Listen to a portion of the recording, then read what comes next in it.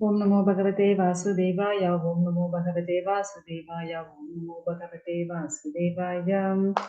नारायण नमस्कृत्य नरं चैव नरोत्तमं देवीं सरस्वतीं व्यासं ततो जयमुदीरये नष्टप्रायो शापत्रयः भागवत सेवया भगवती उत्तम श्लोके भक्तिर्भवति नैष्ठियं करोति वाचालं पङ्गुं लङ्घयते गिरिमित्कृपातमहं वन्दे श्रीगुरुदेवतारिणं परमानन्दमाधवं श्रीचैतन्यमीश्वरम्।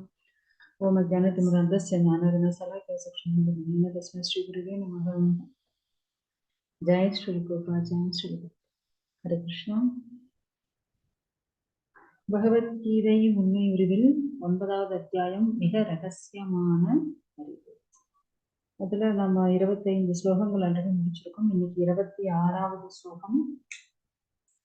பத்ரம் புஷ்பம் பலம் தோயம் யோ மே பக்த்யா பிரயச்சதி தத் அகம் பக்த்யுபஹ்ருதம் அஷ்னாமி பிரயதாத்மனஹம். அன்புடனும் பக்தியுடனும் ஒருவன் எனக்கு ஓர் இலையோ ஒரு பூவோ ஒரு பழமோ நீரோ அளித்தால் அதனை நான் ஏற்கின்றேன். ஹரே ஹரே கிருஷ்ண. சோ பகவான் இதுல கிருஷ்ணர் என்ன சொல்றாரு? கிருஷ்ணர் தன்னுடைய தூய பக்தர்கள் கையால ஒரு சின்ன பூவோ இல்ல இலையோ பழமோ நீரோ கொடுத்தா கூட நான் அதை ஸ்வீகரிச்சுக்குவேன். ஆனா பக்தர் அல்லாதவர்கள் எவ்வளோ காஸ்ட்லியா கொடுத்தா கூட அது எனக்கு எதுவுமே வேண்டாம். ஏன்னா அவங்க என்ன பக்தர்கள் கிடையாது. அவங்க இவ்வளவு பெரிய கோடீஸ்வரர்களா இருக்கலாம், ரொம்ப ஆடம்பரமான பொருட்கள் அவங்க பகவானுக்காக அர்ப்பணம் பண்ணலாம். அவங்க பக்தராக இல்ல அப்படின்னா பகவான் அது என்ன பண்ண மாட்டாரு, ஸ்வீகரிக்க மாட்டாரு. ஏன்னா பகவான் இங்க என்ன பாக்குறாரு, பக்தர்களுடைய மனநிலை. நீங்க பார்க்கலாம், குசேலர். சோ குசேலர் கிருஷ்ணரை பார்க்க வரலான்னு வர்றாரு. சோ அதுவும் பை ஃபோர்ஸ் அவங்க மனைவி அனுப்புறதுனால வராது. சோ கிருஷ்ணருக்காக நான் என்ன எடுத்துட்டு போறதுன்னு கேட்கிறாரு. உடனே அந்த அம்மா என்ன பண்றாங்க, வீட்டுல திறந்து பாக்குறாங்க, ஒரு கைப்பிடி அவல் தான் இருக்கு. இன்னும் கொஞ்சம் அவல் இருந்தா நல்லா இருக்குமே போய் அக்கம் பக்கம் இருக்கவங்க கொஞ்சம் அவல் வாங்கி அதோட சேர்த்து ஒரு மூட்டை கட்டலான்னு ஒரு துணி எடுத்து விரிக்கிறாங்க. அது அப்படியே கிழியுது, நஞ்சு போயிருக்கு. அது ஒரு 4-5 மடிப்பா மடிச்சு அதுல அந்த அவலை வச்சு கட்டிடுறாங்க, கட்டி கொடுக்குறாங்க. ஓகேன்னு குசேலர் என்ன பண்றாரு, எடுத்துட்டு வந்தே வர்றாரு. அவருக்கு தன்னுடைய நண்பனான கிருஷ்ணரை பார்க்க போறமேன்ற அந்த ஒரு சந்தோஷம், அந்த சந்தோஷத்தோட அவர் என்ன பண்றாரு, வந்துட்டு இருக்காரு. சோ வரும்போது துவாரகா வந்தாச்சு. அங்க இருக்கக்கூடிய அந்த ஆடம்பரமான மாளிகைகள், அங்க இருக்கக்கூடிய நகர வீதிகள், அங்க இருக்கக்கூடிய தோட்டங்கள், அங்க இருக்கக்கூடிய மனிதர்கள், அவங்களுடைய அனைத்தையும் பார்க்கும்போது குசேலர் கொஞ்சம் பயப்படுறாரு. இன்னும் ஒரு பணக்காரங்களா இருக்காங்க, நாம எப்படி போறது அப்படின்னு யோசிக்கிறாரு. போகலாமா வேண்டாமான்ற அந்த ஒரு தடுமாற்றம் அவருக்கு அந்த நேரத்தில் இருக்கு. இவர் இது போல காவலர்கிட்ட சொல்றாரு, இது போல நான் வந்திருக்கேன்னு சொல்லுங்க. அவர் அங்க போய் சொன்னதுதான் கிருஷ்ணர் என்ன பண்றாரு, ஓடோடி வராரு. சோ காவலர் போறதுக்கு முன்னாடி இவர் ஓடுறாரு. ஏன்னா தன்னுடைய நண்பனை பார்க்கறது. ஓடி போய் கட்டி அணைச்சுக்கிறாரு. அணைச்சிட்டு அவரை அழைச்சிட்டு தன்னுடைய, யாருமே நம்ம வீட்டுல யாராவது கெஸ்ட் வந்தாங்கன்னு வச்சுக்கோங்க, நம்ம அவங்க நேரம் நம்மளோட பெட்ரூம்க்கு அழைச்சிட்டு போவாங்க. அதுவும் நாம படுக்கக்கூடிய பெட்டு மேல நம்ம உட்காரவே வைக்க மாட்டோம். அவரு உள்ள அழைச்சிட்டு போய் தன்னுடைய மெத்தையில கிருஷ்ணர் உட்கார, அந்த மெத்தையில அவரை உட்கார வைக்கிறார். கிருஷ்ணருக்கு சேவை செய்யக்கூடிய அந்த ருக்மணி தேவி அவங்க சாமரம் வீசிட்டு இருக்காங்க. யாருக்கு, குசேலருக்கு. பாருங்க, சாக்ஷாத் மகாலட்சுமி குசேலருக்கு சாமரம் வீசுறாங்க. அங்க குசேலருக்கு என்ன தகுதி இருந்தது? அவர் என்ன பெரிய பணக்காரரா? இல்லையே. ரொம்ப ஆடம்பரமான வாழ்க்கை, அது இது மகா இதெல்லாம் பண்ண ஒண்ணும் இல்லை. அவர் மனசார கிருஷ்ணர் மேல வைத்திருந்த அந்த அன்பு உண்மையான அன்பு தான். ஸோ கிருஷ்ணர் வந்து பேசுறார். ஏன்னா அவர் வந்த உடனே அவருக்கு, ஏன்னா அவர் பிராமணர் இல்லையா, உடனே அவருக்கு பாத பூஜை செஞ்சு, ஸோ அவருக்கு அர்க்கியம் ஆச்சமனம் இதெல்லாம் பர்ஃபெக்டா எல்லாம் பண்ணி முடிச்சுட்டு அவர்கிட்ட அப்புறம் நார்மலா பேசிட்டு இருக்கு. ஸோ பேசிட்டு இருக்கும்போது, அம்மா நீ எனக்கு எதுவும் எடுத்துட்டு வரலையா, அண்ணி எனக்கு எதுவும் கொடுத்து விடலையான்னு கேட்கிறார். டக்குன்னு அவர் வந்து தன்னுடைய இடுப்பை அப்படியே பிடிக்க, இடுப்புல அப்படியே சுரி வச்சுட்டு வந்துட்டு இருக்காரு. ஐயோ இது வந்து ஏன்னா கிருஷ்ணருடைய இந்த ஆடம்பரமான மாளிகைகள், கிருஷ்ணர் அப்புறம் அங்க இருக்கக்கூடிய அனைத்தையும் பார்க்கும்போது இவருக்கு ரொம்ப தர்ம சங்கடமா இருக்கு. கிருஷ்ணர் வாயை திறந்து வேற கேட்கிறாரு, இது எப்படி கொடுக்கறதுன்னு யோசிக்கிறாரு. கிருஷ்ணருக்கு தெரிஞ்சு போச்சு அங்க அவரு ஏதோ சரி வச்சுட்டு இருக்காரு. டக்குன்னு என்ன பண்ணாரு, கிருஷ்ணர் அத பிடிச்சுக்கிறாரு. இல்லப்பா இது வந்து ரொம்ப அப்படி இப்படி அப்படியே தயங்குறாரு. அதெல்லாம் ஒண்ணும் இல்ல, அண்ணி எனக்கு கண்டிப்பா ஏதாவது கொடுத்துருக்காங்க, கொடுங்க அப்படின்னுட்டு கிருஷ்ணர் வாங்கி என்ன பண்றாரு, திறந்து பாக்குறாரு. அவளு எனக்கு ரொம்ப பிடிச்சது. கிருஷ்ணருக்கு என்ன பிடிக்கும்னுட்டு அப்படியெல்லாம் ஒண்ணுமே இல்ல. கிருஷ்ணருக்கு அன்போடு கொடுத்தா பிடிக்கும், அவ்வளவுதான். அவருக்கு பால், வெண்ணெய், நெய் அப்படின்னுட்டு நம்ம அன்போட எதை கொடுத்தாலும் பிடிக்கும். ஏன்னா நீங்க பிருந்தாவனத்துல பாத்தீங்க அப்படின்னா கிருஷ்ணருக்கு பிடிச்ச விஷயம் எதுவா இருந்தது, வெண்ணையா இருந்தது. அங்க நண்பர்களோட சேர்ந்து நிறைய வெண்ணையெல்லாம் திருடி சோ மாட்டிண்டு எவ்வளவு எல்லாம் கஷ்டப்பட்டாரு நம்மளும் பார்த்தோம். இப்ப இங்க என்னன்னா அவங்க அன்போடு எடுத்துட்டு வந்திருக்காங்க அந்த காஞ்ச அவல். சோ உடனே என்ன பண்றாரு, ஒரு புடி எடுத்துட்டு வாயில போட்டுக்கிறாரு. ருக்மணி தேவி சும்மா ஏத்தாங்க. சோ 2வது புடி எடுக்கிறாரு, வாயில போட்டு டக்குனு ருக்மணி கையை பிடிச்சாச்சு. போதும் போதும், ஏன்னா நீங்க ஒரு புடி போடும்போதே உங்களையே நீங்க கொடுத்தாச்சு, 2வது புடி என்னையும் சேர்த்து அவங்ககிட்ட கொடுத்துருங்க, சும்மா இருங்க போதும் அப்படின்னுட்டு தன்னுடைய பார்வையாலேயே அப்படின்னு சொல்லிட்டு வாங்கியாச்சு. நாங்கெல்லாம் சாப்பிட வேண்டாமா, நீங்க மட்டும் தான் சாப்பிடுவீங்களா அப்படின்னு சொல்லிட்டு அதான் அவங்க வாங்கிட்டாங்க. சோ குசேலருக்கு ரொம்ப சந்தோஷம், கிருஷ்ணர் இவ்வளவு சந்தோஷமா பேசுறாரு. ஏன்னா நீங்க பார்க்கலாம் மகாபாரதத்துல துரோணாச்சாரியார் அவருடைய நண்பரை பார்க்க போகும்போது எவ்வளவு அவமானப்பட்டாருன்னு. ஆனா இங்க குசேலர், அதுதான் நார்மலா இருக்கக்கூடிய மனிதர்களுக்கும் பகவானுக்கும் இருக்கக்கூடிய வித்தியாசம். குசேலர் என்ன பண்றாரு, பகவானுக்காக எடுத்துட்டு போன அந்த அவ்வளவு கிருஷ்ணர் சாப்பிடுறது, அதுக்கப்புறம் அவ்வளவு உற்சாகமா பேசுறது, கிருஷ்ணர் வந்து ஒரு நண்பன், ஒரு ராஜாவா இருந்தாலும் அப்படி பணிவிடை செய்யறது எல்லாம் பார்க்கும்போது அவருக்கு அவ்வளவு ஆனந்தமா இருக்கு. கிருஷ்ணரை பார்த்த அந்த சந்தோஷம், அவரு தனக்கு என்ன தேவைன்னு கடைசி வரை அவர் கேட்கவே இல்லை. ரொம்ப தயக்கத்தோட இருந்துட்டு அப்படியே மறுநாள் கிளம்பி வந்துருச்சு. ஆனா வீட்டுக்கு வந்து பார்த்தாங்க என்ன இருக்கு, இவர் இருக்கக்கூடிய இடத்துல வீடே காணும், பெரிய மாளிகை இருக்கு. சோ உள்ள அந்த மனைவி குழந்தைகள் எல்லாம் அப்படியே வைடூரியங்களால தங்கத்தால் அப்படியே ஃபுல்லா இழைஞ்சிருக்கு. பகவான் தான் சாப்பிட்ட அந்த ஒரு பிடி அவ்வளால அனைத்துமே சகல ஐஸ்வர்யத்தையும் கொடுத்தாச்சு. சோ பக்தன் வந்து பகவான் கிட்ட எதையும் எதிர்பார்த்து போகக்கூடாது.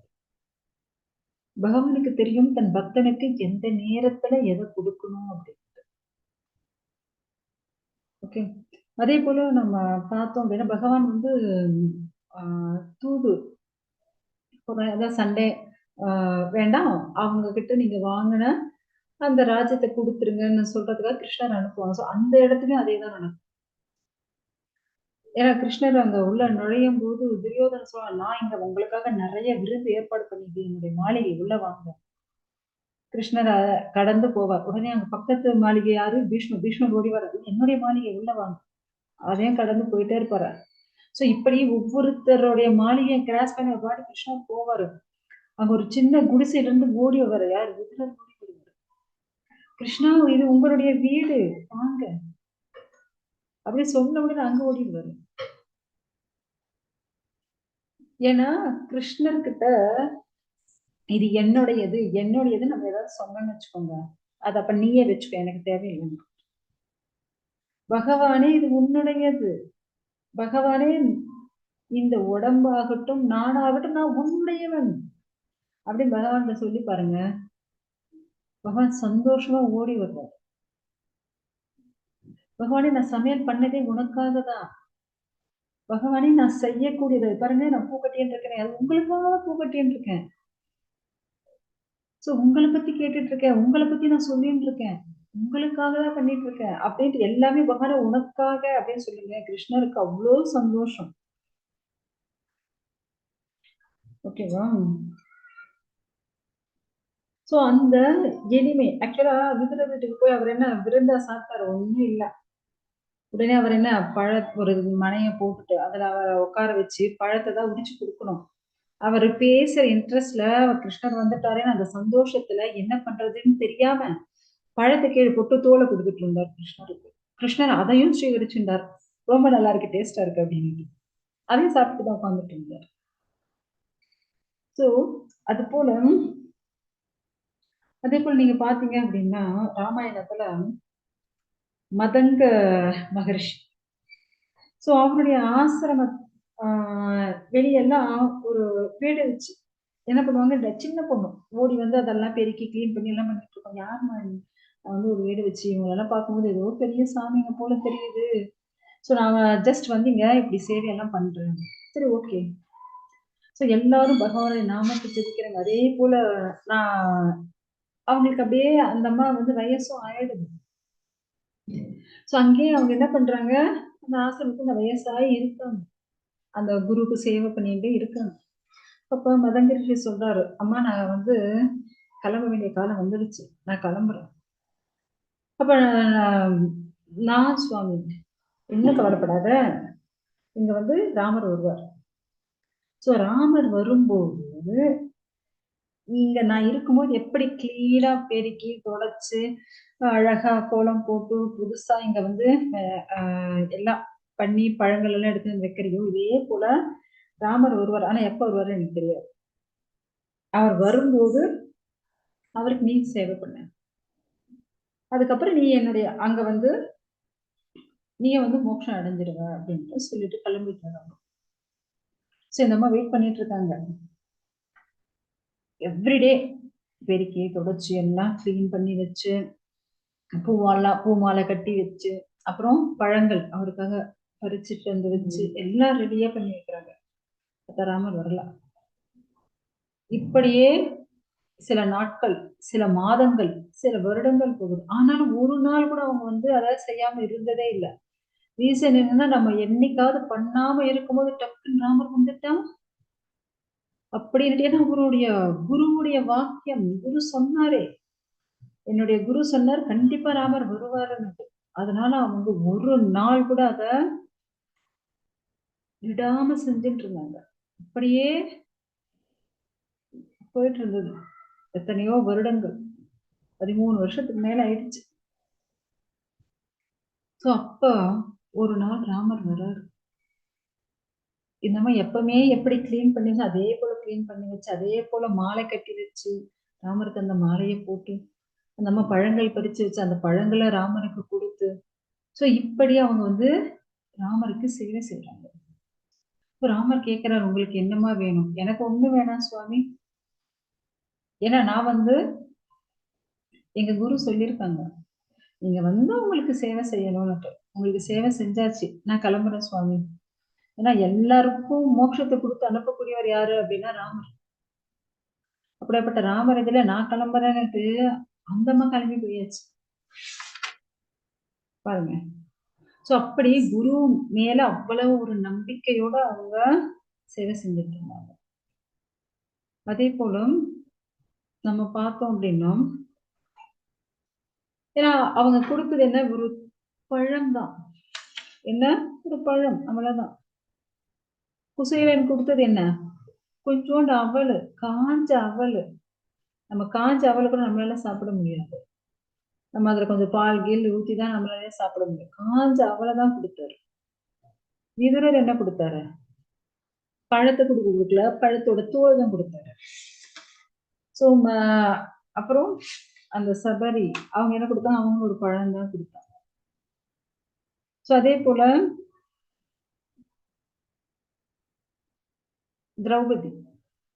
திரௌபதி கஷ்டம் வரும்போது யார் ஓடி வருவாங்க? கிருஷ்ணர் ஓடி வருவார். ஏன்னா துர்வாசர் ஆல்ரெடி இந்த ஸ்டோரி, ஏன்னா துர்வாசர் வந்து தன்னுடைய 10,000 சீடர்களோட யுதிஷ்ட மகாராஜனை பாக்குறதுக்கு யார் அனுப்பி வைக்கிறது? துரியோதனை அனுப்பி வைப்பான் இல்லையா?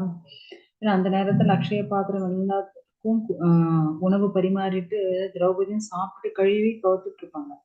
ஸோ அந்த நேரத்துல இவர் 10,000 பேரை அழைச்சு நின்றுவார். ஸோ அந்த டைம் என்ன ஆகும்? திரௌபதி அழுவாங்க, கிருஷ்ணரை நினைச்சு, கிருஷ்ணா தயவு செஞ்சு என்னை வந்து காப்பாற்று. ஸோ கிருஷ்ணா ஓடோடி வந்துருவாருங்க. ஓடோடி வந்துட்டு என்ன கேட்பாரு, திரௌபதி எனக்கு ரொம்ப பசிக்குது, சீக்கிரம் சாப்பாடு பண்ண பாரு, உன்னை பாக்குறதுக்கு அங்கிருந்து ஓடோடி வந்தேன். அந்தம்மா அழுவாங்க, என்ன சுவாமி இது, நானே கஷ்டத்துல இருக்கணும், உங்களுக்கு இப்ப நீங்களும் வந்து பசின்னு கேட்குறீங்க. சரி, நீ கழுவுன அந்த அக்ஷய பாத்திரத்தை காட்டு. அதுல என்ன இருக்கும்? ஒரு பருக்க சாதமும் ஒரு இலையும் இருக்கும், கீரை. ஸோ அந்த இலையை கிருஷ்ணன் என்ன பண்ணுவாரு? கிருஷ்ணார்ப்பணம் மஸ்தூன்னுட்டு அந்த சாதத்தை, ஒரு சாதத்தையும் அந்த இலையும் கிருஷ்ணன் சாப்பிடுவார். இந்த லோகத்தில் இருக்கக்கூடிய அனைத்து ஜீவராசிகளுக்கும் வயிறு என்ன இடம்? உள்ள இடம். அதே போல நீங்க பாத்தீங்க அப்படின்னா கஜேந்திரன் 1000 வருஷம் அந்த முதல காலை புடிச்சு கடிச்சு இழுத்துட்டு இருக்கும். ஸோ அப்படியே அந்த யானை வந்து கொஞ்சம் கொஞ்சமா 4 கால், அப்புறம் வயிறு, புல் வயிறு, அப்புறம் தலைப்பகுதி எல்லாம் தண்ணிக்குள்ள முழுகி, ஏன்னா முதல்ல அவ்வளோ ஜோரா இழுத்துட்டு உள்ள போயிட்டு இருக்கோம்.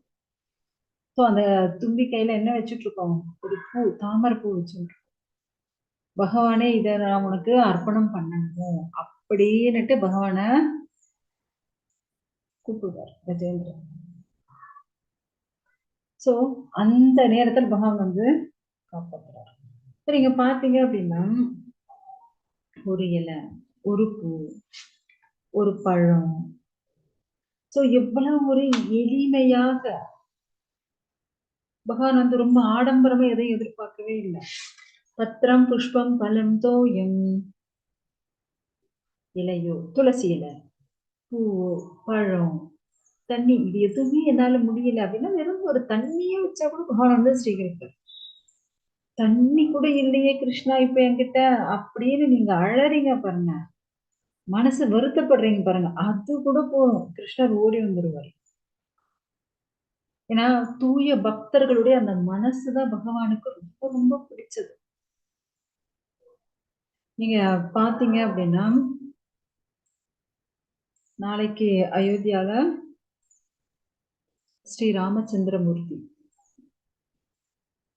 இந்த தன்னுடைய இடத்துல வந்து திரும்ப உட்கார போறாரு. ஏன்னா அவர் பிறந்த இடத்துல, அவர் அந்த இடத்தை விட்டு போய் 500 வருஷம் ஆயிடுச்சு.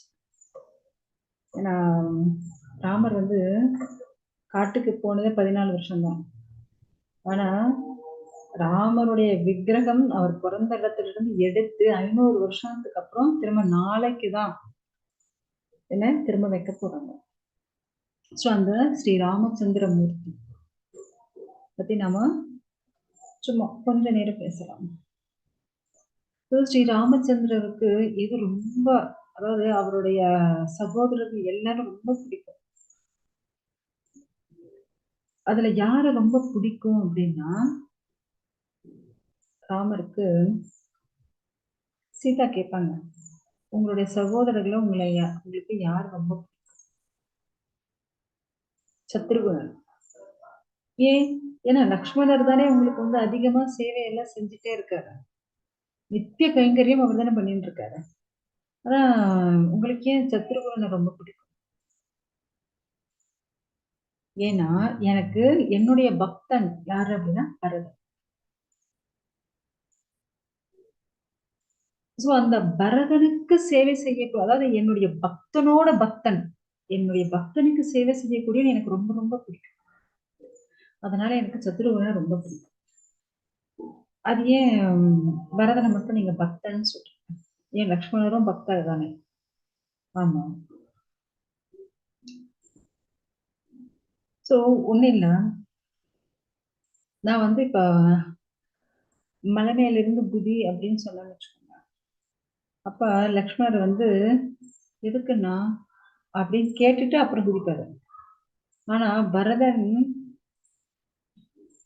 ஒரு கேள்வியும் கேட்க மாட்டான். அப்படியே போய் முதல்ல குதிச்சிருச்சு. சோ அவ்வளவு ஒரு ராமர் மேல அப்படி ஒரு பிரியம். ஏன்னா ராமருக்கு ராமர் பிறந்த மறுநாள் யார் பிறந்தது? பரதன். பரதன் பிறந்த மறுநாள் யார் பிறந்தது? லக்ஷ்மணன், சத்ருகன். ஸோ அவங்களுக்கெல்லாம் ஒவ்வொரு வருஷம் இல்லை டிஃப்ரெண்ட், ஒவ்வொரு நாள் தான் டிஃப்ரெண்ட். ஏன்னா அவங்க வந்து ட்வின்ஸ். லக்ஷ்மணன் சத்ருகனன் ஒரே டைம்ல ஒரே நாள்ல பிறந்தது.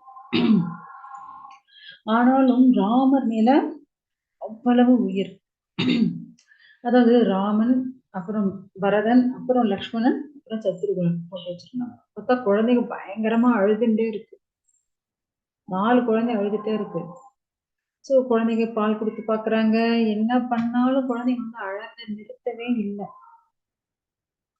உடனே வசிஷ்டரை கூப்பிட்டு அனுப்புறாங்க. ஏன்னா மருத்துவர்கள் எல்லாம் வந்து பார்த்தாச்சு, ஒண்ணும் இல்லை. வந்து பாக்குறாரு அவர் வசிஷ்டர் வந்து. ஏன்னா அவர் தான் குலகுரு, சூரிய வம்சத்தினுடைய குலகுரு அவர் தான். ஸோ வந்து பாக்குறாரு என்னாச்சு அப்படின்னுட்டு. அவருக்கு ஒன்றும் புரியப்படலை. சரின்னு உட்காந்துட்டு தியானம் பண்றாரு. என்ன ஆச்சு பகவானே, நீங்க வந்து இங்க வந்து பிறந்தாச்சு, ஆனா நீங்க எதுக்காக நீங்க அழுதுட்டே இருக்கீங்க, எனக்கு ஒன்றும் புரியலையே அப்படின்னுட்டு அவர் வந்து அப்படியே தியானத்துல இருக்கும்போது அப்பதான் தெரியுது. உடனே 4 தொட்டில் இருந்தது இல்லையா, அதுல வந்து ராமர் பக்கத்துல வந்து லக்ஷ்மணரை வச்சாச்சு, பரதன் பக்கத்துல சத்ருகன் வச்சாச்சு. அப்படி வச்சதுக்கு அப்புறம் அதாவது இந்த 4 தொட்டில இருந்து தெரிஞ்சுங்க, ஒரே தொட்டில 2 குழந்தை போட்டுருங்க, அது இன்னும் பெஸ்ட் அப்படின்னுட்டு ராமலட்சுமணர் ஒரு தொட்டிலையும் பரத சத்ருகுணர்களா ஒரு தொட்டிலையும் போட்டாச்சு. நான் அப்ப குழந்தைங்க அழகதே இல்லை, ரொம்ப சமத்த விளையாடிங்க, அதுமே தூங்கிடுச்சுங்க. சோ சின்ன குழந்தையில இருந்து இவங்க 2 எப்படி இருப்பாங்க? ஏன்னா லக்ஷ்மணருக்கு வந்து எப்பவுமே ராமர் கூட இருக்கிறது தான் சந்தோஷம், சத்ருகுணனுக்கு எப்பவுமே பரதன் கூட இருக்கிறது தான் சந்தோஷம். ஏன்னா நீங்க பாத்தீங்க அப்படின்னா ராமர் எப்படி இருப்பாரு அப்படின்னா கார்மேகமா தான் இருப்பாரு, கொஞ்சம் கருப்பு தான். நம்மால எப்படி இருப்பாரு? கருப்பா தான் இருப்பாரு. லக்ஷ்மணர் எப்படி இருப்பாரு அப்படின்னா பியூர் ஒயிட், ஆதிசேஷன் இல்லையா, பியூர் ஒயிட். அடுத்தது பரதன் எப்படி இருப்பாருன்னா ராமர் எப்படி அப்படியே சேம் அதே போல கருப்பா தான் இருப்பாரு. சத்ருகுணன் எப்படி இருப்பாரு அப்படின்னா அவரும் பியூர் ஒயிட். ஸோ அந்த லக்ஷ்மணனும் சத்ருகுணன் 2 பேரும் ட்வின்ஸ் இல்லையா, ஸோ அவங்க 2 பேரும் பியூர் ஒயிட்டா பிறந்துச்சு, இவங்க 2 பேரு கருப்பா பிறந்தது. ஸோ ஒரு பிளாக் ஒரு ஒயிட், ஒரு பிளாக் ஒயிட் வச்சாச்சு. ஸோ எப்பவுமே இப்படிதான் அந்த குழந்தைங்க வந்து வளர்ந்துட்டு இருக்கு. இப்போ 12 வருஷம் ஆச்சு ராமருக்கு திருமணம் நடந்தது. உடனே என்ன ஆயிடுச்சு அப்படின்னா அவங்களுடைய சீதாயுடைய சகோதரிகள், அதாவது ஜனகருடைய தம்பி பெண்கள், ஸோ எல்லாரையும் யாருக்கு மத்த இருந்த பரதன் லக்ஷ்மணன் சத்ருகன் எல்லாருக்கும் திருமணம் செஞ்சாச்சு. ஜனகர் மற்றும் அவருடைய தம்பி குழந்தைகள் எல்லாரையும் ஒரே குடும்பத்துல 4 பேரும் மருமகளாக வந்தாச்சு. உங்ககிட்ட ஒரே ஒரு கேள்வி வந்துச்சு,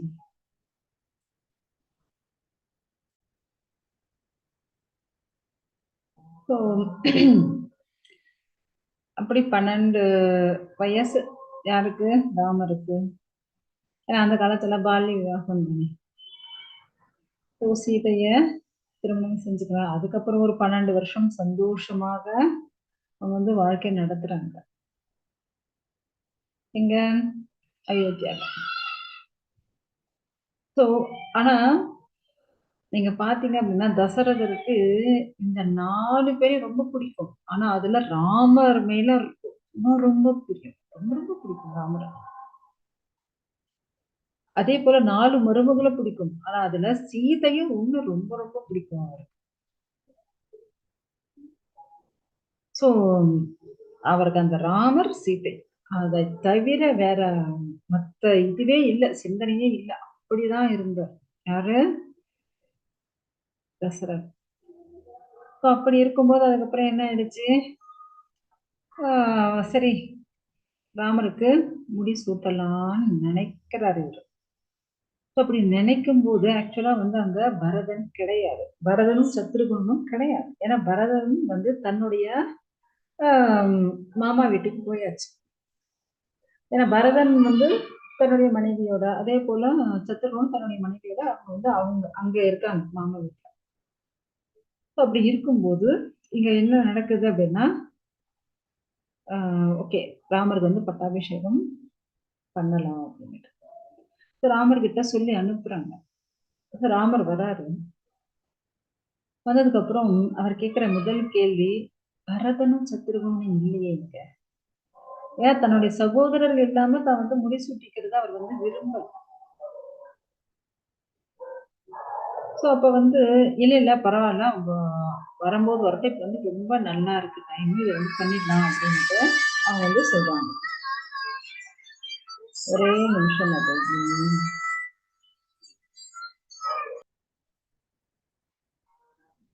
ஏன்னா ராமருக்கு வந்து தன்னுடைய சகோதரர்கள் இல்லாம இருக்கிறது அவருக்கு வந்து ரொம்ப கஷ்டமா இருந்துச்சு.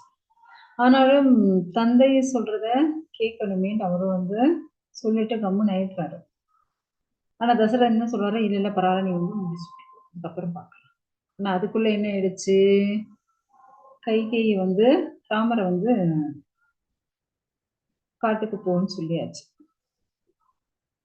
சோ அப்பவும் வந்து நீ முடி சூட்டிக்கணும், நீ வந்து ராஜாவா ஆகணும்னு சொல்லும் போதும் அதே புன்சிரிப்பு தான். அவரை நீ காட்டுக்கு போ அப்படின்னுட்டு கைகேயி சொல்லும் போதும் அதே புன்சிரிப்பு தான்.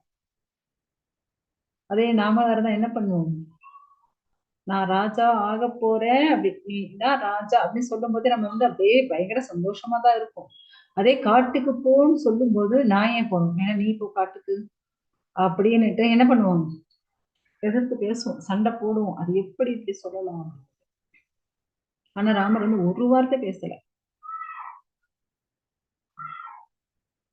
பித்ருவாக்கிய பரிபாலனா, தன்னுடைய பெற்றோர்கள் சொல்றத கீழ்ப்படிஞ்சு கேட்கணும் அப்படின்னுட்டு அவங்க சொன்ன பிரகாரம் 14 வருடங்கள் காட்டுக்கு போகணும்னு அவர் வந்து தயாராகிறார்.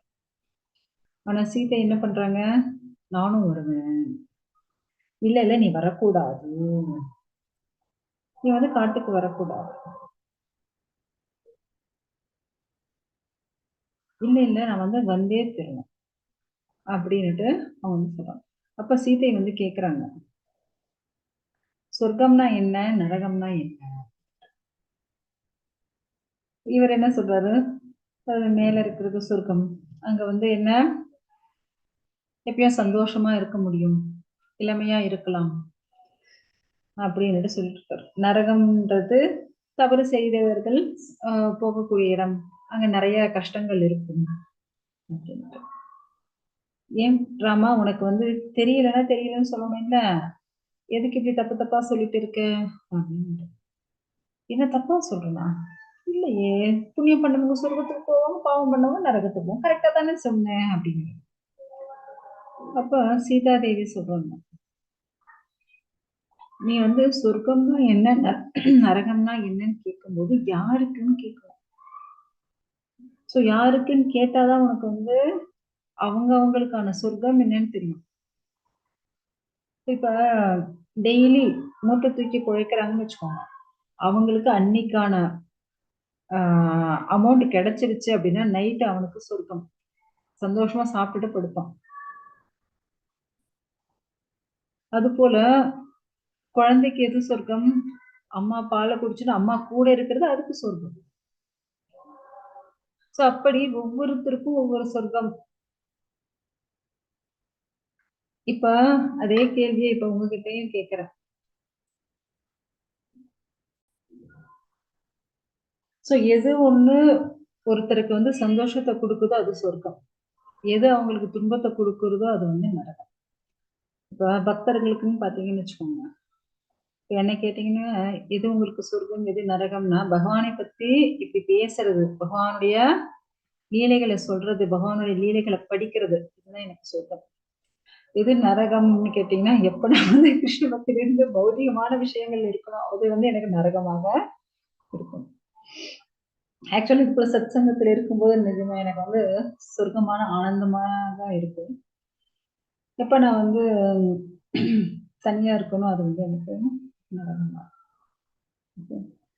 ஸோ இப்படி வந்து சீதை வந்து சொல்றாங்க. இப்படி எல்லாம் பேசி உடனே என்ன ஆயிடுது, ஆமா உங்க அம்மா கிட்ட சொல்லிட்டீங்களா, அனுமதிய வாங்கிட்டீங்களா அப்படின்னு கேட்டேன். சொன்னேன். என்ன சொன்னாங்க உங்க அம்மா? கைகையே சொன்னாங்க, நானும் அவங்க கூட வந்துடுறேன். அப்ப நீங்க என்ன சொன்னீங்க? இல்ல இல்ல, கணவன் இருக்கும் இடம்தான் மனைவிக்கு சந்தோஷத்தை கொடுக்கும். ஆனா நீங்க கணவனுக்கு ஹெல்ப் பண்ணி நீங்க இங்கதான் இருக்கணும்னு சொன்னேன்.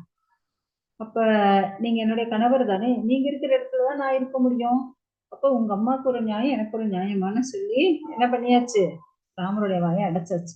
உடனே சீதையும் கிளம்பியாச்சு. ஏன்னா இப்ப நீங்க பாத்தீங்க அப்படின்னா, ராமர் கூடயே சீதையும் கிளம்பியாச்சு. உடனே லக்ஷ்மணரும் வந்தாச்சு, நானும் வருவேன், நீங்க இல்லாம என்னால இருக்க முடியாதுன்ட்டு அவரும் கிளம்பியாச்சு. ஸோ இப்ப 3 பேரும் கிளம்பி போறாங்க. போனதுக்கு அப்புறம் என்ன ஆகுது, சோ ராமருடைய பிரிவால, ஏன்னா கூடயே சீதையும் போயாச்சு. சீதை போனதுனால என்ன ஆகுது அப்படின்னா, ஏன்னா சீதை வந்து யாரு, சாக்ஷாத் மகாலட்சுமி. சோ இத வந்து தசரதனால அக்செப்ட் பண்ணிக்கவே முடியல. இப்படி என்னுடைய மகன் மருமகள் இந்த இடத்தை விட்டு போகணுமா, அவங்களுக்காக தானே இந்த ராஜ்யமே இருக்கு, இந்த அரண்மனையே இருக்கு. ஆனாலும் அவங்க இந்த இடத்தை விட்டு போகாம தயவு செஞ்சு நீ வந்து தடுத்து நிறுத்து அப்படின்ட்டு கைகை கிட்ட கெஞ்சறாரு. ஆனாலும் அந்த அம்மா கேட்கல. ஏன்னா சீதை கிட்ட வேற சொல்லி அனுப்பியாச்சு, நீங்க காட்டுக்கு போனாலும் எப்படி சன்னியாசிகள் போலதான் வாழணும், கணவன் மணியா வாழக்கூடாது. ஏதாவது வானப்பிரசத்துல எப்படி இருக்கணுமோ அப்படிதான் இருக்கணும். வனம் போனாலும் வானப்பிரசத்துல எப்படி இருக்கணும் அப்படிதான் இருக்கணும், கணவன் மணியாக வாழக்கூடாது. அதனால என்ன ஆயிடுச்சு, அப்ப என்னுடைய ராமருக்கு குழந்தையே பிறக்காம அந்த 14 வருடம் திரும்ப அவங்க இங்க வந்ததுக்கு அப்புறம் தான் குழந்தை இருக்கும், பிறக்கும். அதனால அப்படி ஒரு வாழ்க்கைய என் ராமருக்கும் சீதைக்கும் இப்படி கொடுத்துட்டாளே அப்படின்ட்டு கைகேயி மேல அவ்வளவு கோபம். நீ எனக்கு மனைவியே கிடையாது, உன்னுடைய பரதன் வந்து எனக்கு மகனே கிடையாது, என்னுடைய நான் செத்தாலும் என்னுடைய அந்திமை கிரியை அவன் பண்ணக்கூடாது அப்படின்னு எல்லாம் சொல்லிடுறாரு அவரு. சொல்லிட்டு அதுக்கப்புறம் உயிரை விட்டுடுறாரு. ஸோ ராமரும் போயாச்சு. ஸோ ராமர் போகும்போது பூர்த்தி அயோத்தியாவே என்ன ஆயிடுது, நாங்களும் வரும். ஏன்னா ராமர் இல்லாம நாங்க எப்படி இங்க இருக்க முடியும். நீங்க பாத்தீங்க அப்படின்னா, ராமர் வந்து 24 வயசுல தான் போறாரு. காட்டுக்கு போறது 24 வயசுல, ஏன்னா 12 வயசுல திருமணம் ஆச்சு. 12 வருஷம் அவங்க வந்து அயோத்தியால இருக்காங்க. ஸோ 24வது வயசுல அவர் வந்து போறாரு. அப்படி போகும்போது பூர்த்தியா இருக்கக்கூடிய அனைத்து அயோத்தியா வாசிகளும் கிளம்பியாச்சு, மூட்டை முடிச்சோட எல்லாம் அவங்கவுங்க புள்ள குட்டியோட கிளம்பியாச்சு ராமர் கூடயே. நாங்களும் வரோம், ராமர் இல்லாத இடத்துல நாங்க என்ன பண்றது அப்படின்னு கிளம்பியாச்சு. ராமர் எவ்வளவு சொன்னாலும் கேட்கல, உங்களை விட்டுட்டு எங்களால இருக்க முடியாது, இப்படி கிளம்பியாச்சு அவங்க. இதே போலதான் கடைசியா ராமர் வந்து 11,000 வருஷம் அவர் வந்து ஆட்சி பண்ணார், வாழ்ந்தார் இந்த லோகத்துல, அத்தனை வருடங்கள் வாழ்ந்தார்.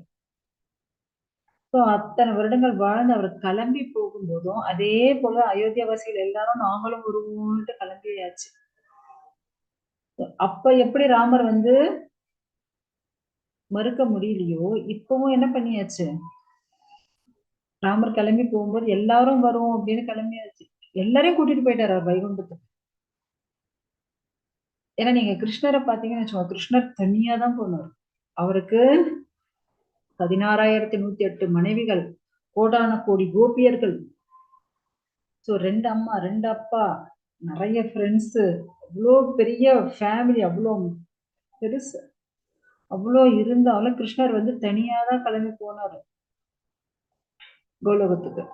ஆனா ராமர் எப்படி போனாருன்னா மொத்த அயோத்தியா வாசிகளையே சேர்த்து அழைச்சுட்டு போயாச்சு அவர் வைகுண்டத்துக்கு. அப்ப லவகுசர்களும் மத்த பரதன், லக்ஷ்மணன், சத்ருகுணன் அவங்களுடைய பசங்க எல்லாம் அப்ப யார ஆட்சி பண்ணாங்க அப்படின்னா மீதி இடத்துல இருந்த ஜனங்களை தான் கூட்டிட்டு வந்து அங்க வச்சு ஆட்சி பண்ணாங்க அவங்க. ஏன்னா ராமர் கிளம்பும் போதே எல்லா மக்களும் கிளம்பியாச்சு அவரோடய சேர்ந்து. அப்பனா பாத்துக்கங்க. ஏன்னா ராமர் பின்னாடியே ஓடி வந்தா எத்தனை ஜீவராசிகளோ அத்தனை ஜீவராசிகளும் அழைச்சிட்டு போயாச்சு.